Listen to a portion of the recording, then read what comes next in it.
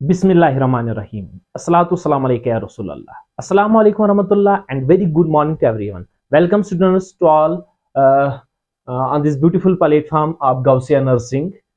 अगर आप किसी भी if you are aspiring for any competitive exam of medical field like nursing exam or NEET, even NEET, then it is a big surprise for you. That is the launch of lecture series of cell biology. देखो बेटा, किसी भी like anatomy and physiology का जो basic chapter है, जो बिल्कुल basic जहां से स्टार्ट होता है, दैट इज सेल बायोलॉजी। इसी को हम स्टार्ट करने जा रहे हैं। बिल्कुल आप ध्यान रखोगे, simple and smartly do smart work. Cell the unit of life, first lines, बिल्कुल पीवाईक्यूज में आप, इवन नीट के पीवाईक्यूज में आप इस क्वेश्चन को देखोगे, that is all organisms are living organisms are made up of cells. जो भी कोई लिविंग ऑर्गेनिज्म है, वो सेल्स का बना हुआ होता है। इसलिए हम आफ्टर दैट लिविंग ऑर्गेनिज्म्स को टू टाइप्स में डिवाइड करते हैं। जो लिविंग वर्ल्ड है, लिविंग ऑर्गेनिज्म्स है, इनको हम दो ग्रुप्स में क्लासिफाई करते हैं।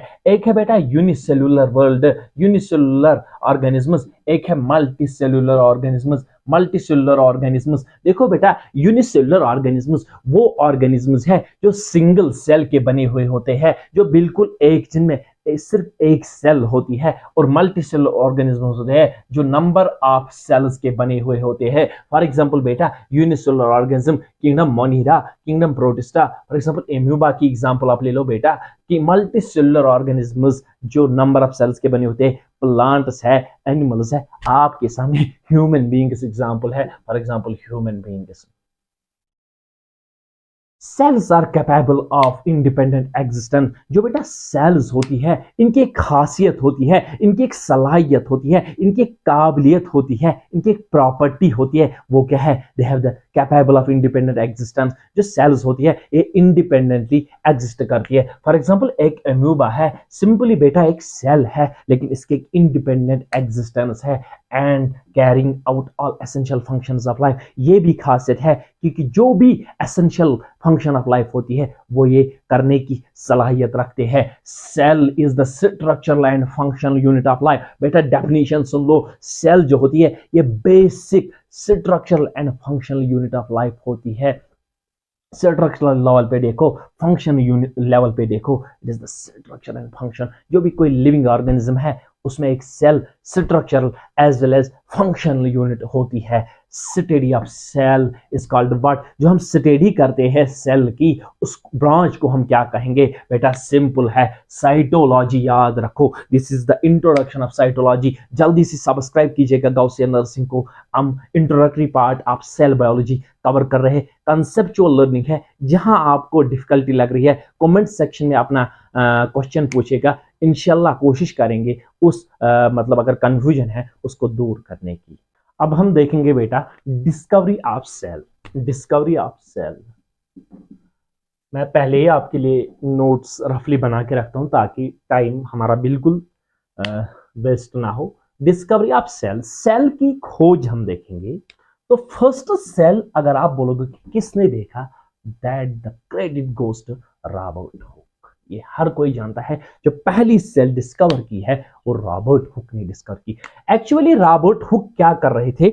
रॉबर्ट हुक कॉर्क पे स्टडी कर, वहां से इसने डिस्कवरी ऑफ सेल की। एक्चुअल में जो रॉबर्ट हुक को दिखा था वो एक हनीकॉम्ब लाइक स्ट्रक्चर दिखा था। मधुमक्खी का जो छत्ता होता है ना, उस टाइप का इसको कुछ दिख रहा था, उस टाइप का इसको कुछ दिख रहा था। That is why he called the term as cell. Cell का जो वर्ड होता है एक्चुअली ये डिराइव्ड है from cellula, cellula which means room, room like structure, क्योंकि इसको छत्ते की तरफ, हनीकॉम्ब की तरफ ये दिख रहा था ना।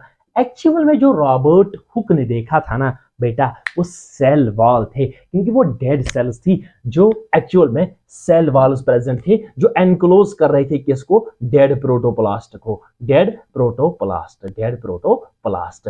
फर्स्ट सेल किसने आप देखी, अगर हम डिस्कवरी पढ़ेंगे तो रॉबर्ट हुक ने, लेकिन वो एक्चुअल में कॉर्क पे जो स्टडी वो कर रहे थे वो एक्चुअल में एक डेड सेल उसने देखे थे, वो एक्चुअल में सेल वॉल्स थे जो एनक्लोज कर रहे थे किसको, डेड प्रोटोप्लास्ट को। उसको एक हनीकॉम लाइक स्ट्रक्चर लगा, तो इसलिए उसने नाम दिया उसको cell, which is derived from the word cellula means a room like structure. फिर जो फर्स्ट लिविंग सेल देखी ना बेटा, फर्स्ट फ्री लिविंग सेल जो जिसने देख ली, that credit goes to Anton von Leeuwenhoek. A V Leeuwenhoek ने फर्स्ट लिविंग सेल देखी। After that Robert Brown, differentiate कीजिएगा, first of all it was Robert Hooke जिसने सेल पहली देखी, it is Robert Brown. Robert Brown ने क्या किया, discovery of nucleus का क्रेडिट जो जाता है वो रॉबर्ट ब्राउन को जाता है। Going to start the next topic, important topic, that is cell theory. Cell theory हम पढ़ेंगे जोश के साथ।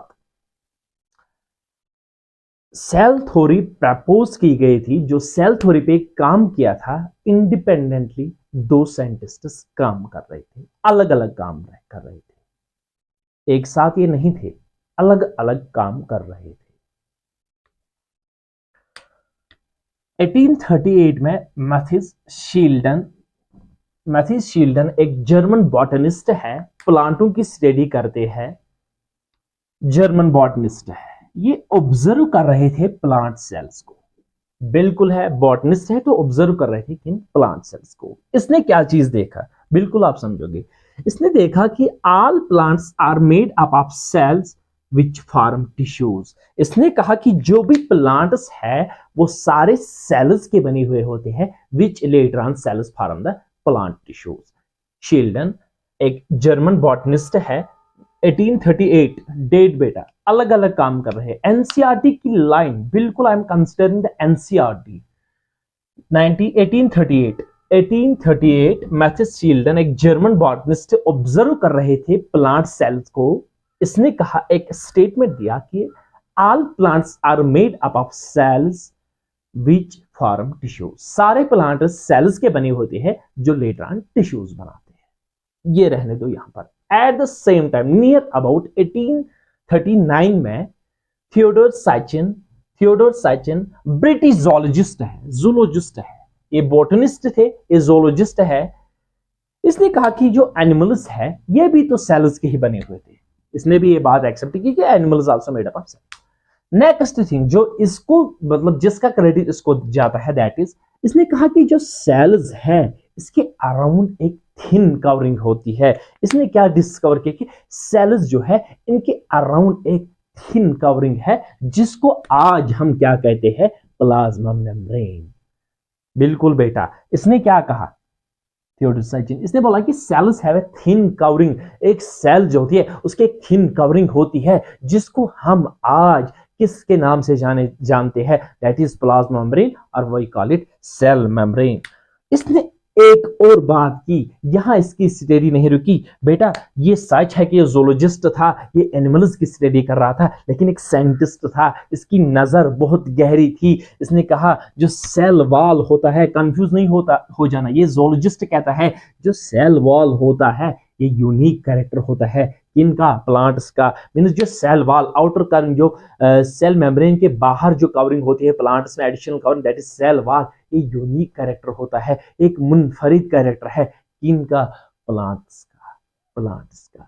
इन दोनों को जो इसने हाइपोथेसिस साइचिन ने प्रोड्यूस की और जो सेल जो मैथ्यूस शील्डन ने काम किया, इसको हम कंबाइन करके सेल थ्योरी कहते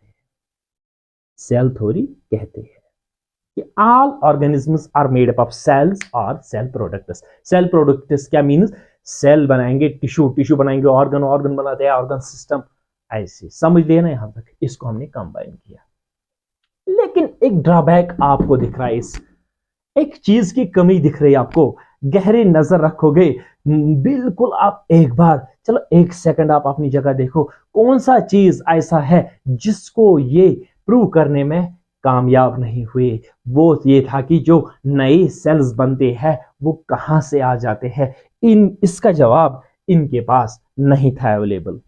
तो इसका जवाब देने के लिए मैदान में किसी और ने बाजी मारी। मैदान वक्त वक्त होता है बेटा, इसलिए वक्त की कदर करो, चैनल को सब्सक्राइब करो।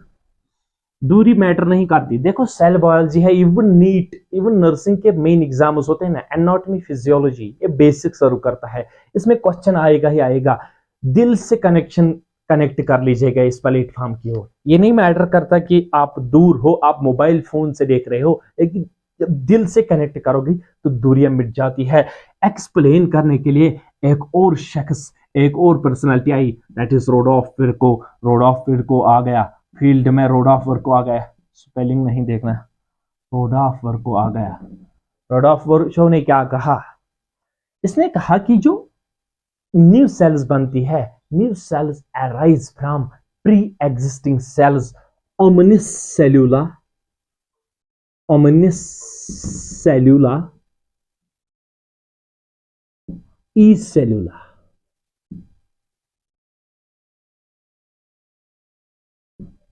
New cells arise from existing, or we can say pre-existing cells.